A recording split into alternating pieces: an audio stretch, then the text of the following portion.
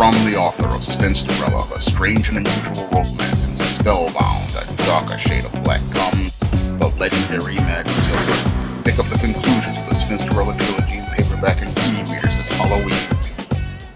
I was watching a Mr. Superboy 223 video where he was talking about actress Rose McGowan.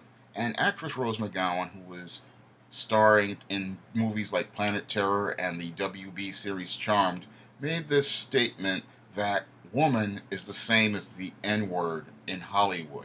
And I have to take deep offense to that statement because as a man who has studied the entertainment industry for over 20 years and has written a screenplay all about Maryland, about the struggles of black actresses in Hollywood, I can tell you that the world for black people in Hollywood is completely different than it is for white women in Hollywood.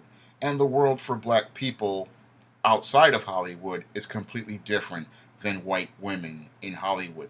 Now, your Rose McGowan may not understand this, but she comes from a tremendous position of privilege in Hollywood. As a white female, she is higher up on the social hierarchy in Hollywood than most people in the entertainment business. And she has benefited from numerous privileges on that social ladder because when it comes down to work opportunities, your white females often get more work opportunities than black actors, and especially black actresses, because when it comes down to screenwriters and producers, they often look at material for white women faster than they would for a black woman, because the hierarchy works like this as it relates to getting screenplays greenlit.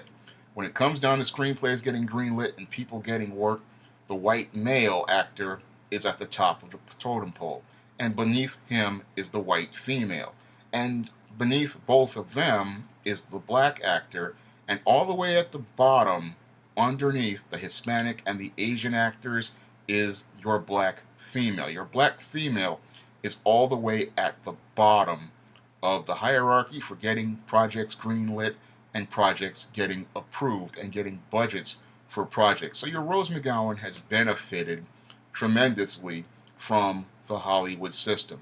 And the reason why she's so angry these days regarding this whole Harvey Weinstein scandal is because she sees her position in Hollywood declining.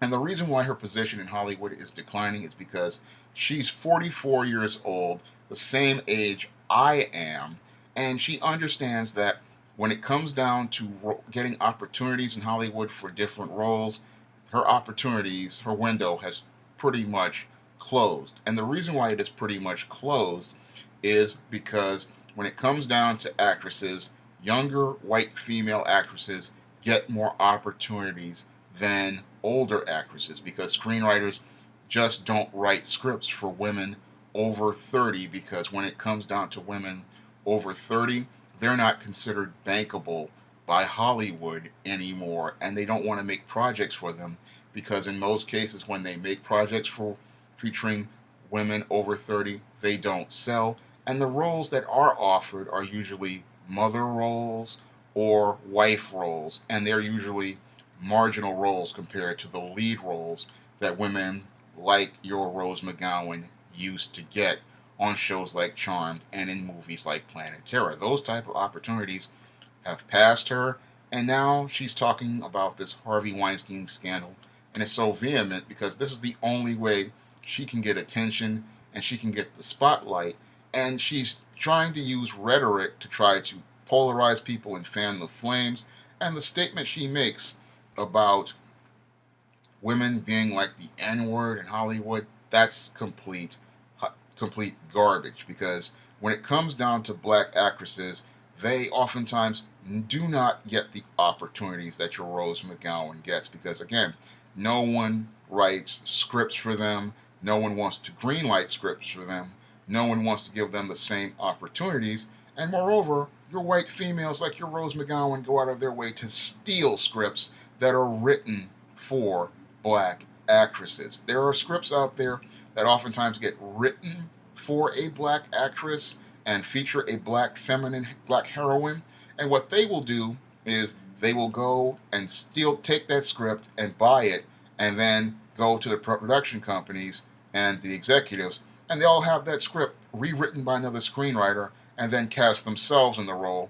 Or the executives will go and have that script rewritten after they buy it, and then go cast an actress like her in the role. And she'll benefit from that, but she won't see how she benefits from that because she thinks it's okay for her to have no do things, but they don't think about the things they do to black people. So they're sitting there. She's sitting there talking about blacks are the same as women in Hollywood. No, no, white women enjoy tremendous privileges in Hollywood, and many of them want to get those privileges because they understand that they can get the bigger pay and they can get the lead roles that way.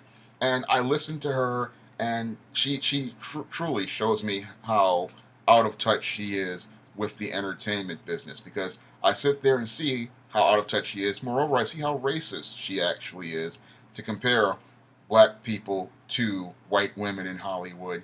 When I look at most of her career, here she was on a show like the WB's Charmed and films like Planet Terror and many other films. And if she was so open to people of color, you would think she would have gone out of her way to help a black actress in some way, shape, or form when she was in the prime of her career. You would think she would have gone out of her way to refer a black actress to the agent she was working with, or try to help a black actress get an opportunity to work with the agent she was working with. No, she didn't want to do that because that would mean competition for her. And you would think your Rose McGowan would have gone out of her way to try to find a black actress and try to get them a guest spot on a show like Charm, because I remember when Charm was on WB, and that was one of the whitest shows on television. You didn't see any black people on that show. Moreover, you didn't see any black women on that show. And again, here's a woman who had power and influence and could have used that to help another black actress, but she didn't even think about another black actress. So I sit there and I listen to her comparing black people to white women in Hollywood, and it just makes me mad because it's not the same thing. Black actresses are at the bottom of Hollywood. They get the least opportunities in Hollywood, and they get the least amount of roles written for them in Hollywood.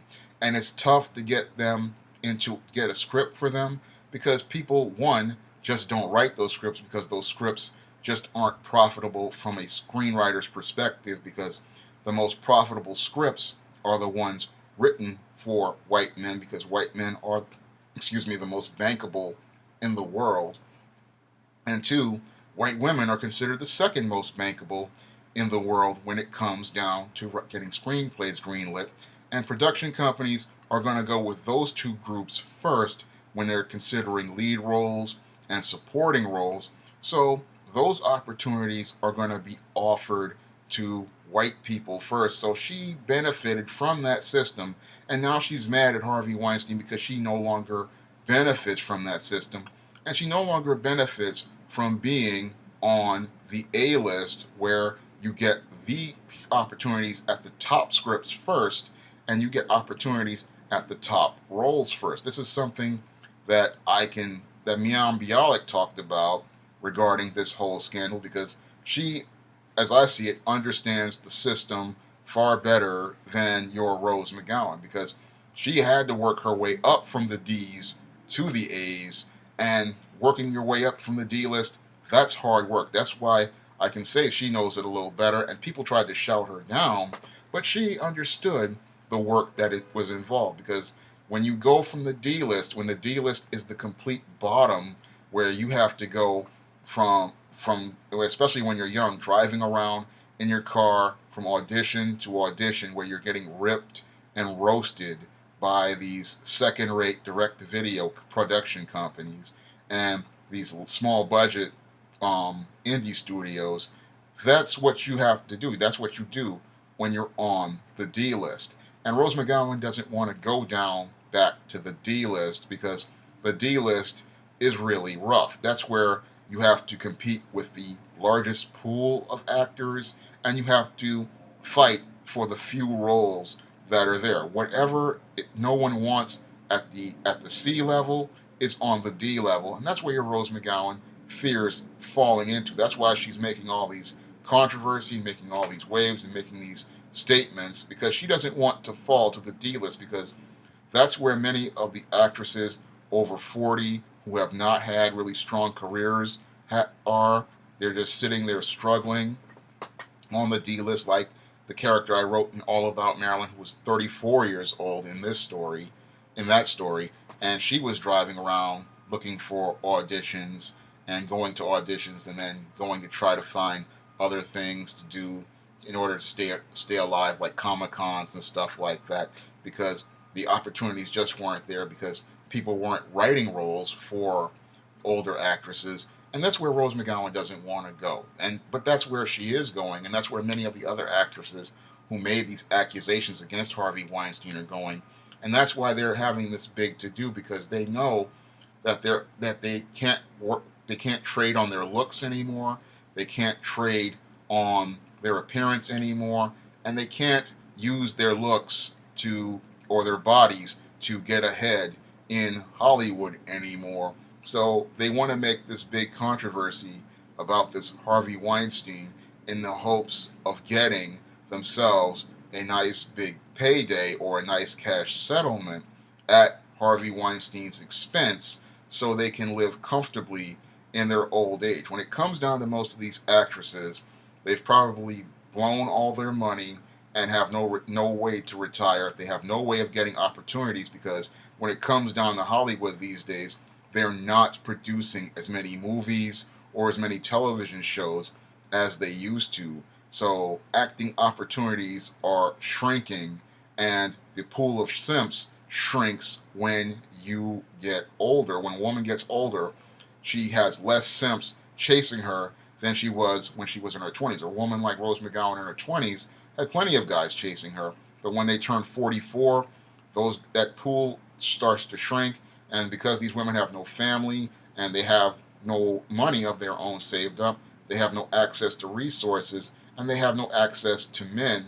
So they go out here and they want to talk about how they are victims of things when they benefited from that system for many years because many white actresses benefited from that system of sleeping with producers and directors and many others in Hollywood for many years. They've benefited from it. And now that they're older, it's a big scandal. And then they want to make statements comparing white women to black people in Hollywood and black people in the world. None of these white women will ever experience what a black actress experiences, and none of them will experience what a black screenwriter like myself experiences. They will not understand what it is to experience constant rejection, limited opportunities, limited access to the business, and limited things, even if you get a project greenlit. Everything is very limited for black people. And then when you go outside of Hollywood, life is a lot harder than that because you have even fewer opportunities at employment and fewer opportunities to keep employment.